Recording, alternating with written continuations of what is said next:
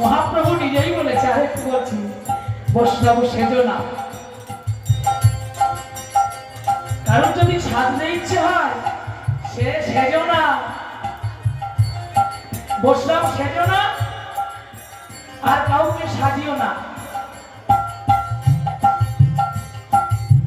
গুরু মিলে লাখে লাখে, শিষ্য মিলে একে, লাখ লাখ গুরু পাওয়া যায় এখন, শিষ্যের মতো শিষ্য একজন, কোটির মধ্যে কোটি। কি বললেন? কোটির মধ্যে কোটি পাওয়া যায়। গুরুদেব ঘরে ঘরে ঘুরে বেড়াচ্ছে, কিন্তু গুরু করো যাচাই করে। তাই বলছেন কি, সেজো না, সাজিও না। যদি পারো পথে পথে কাঙাল বেশে আগে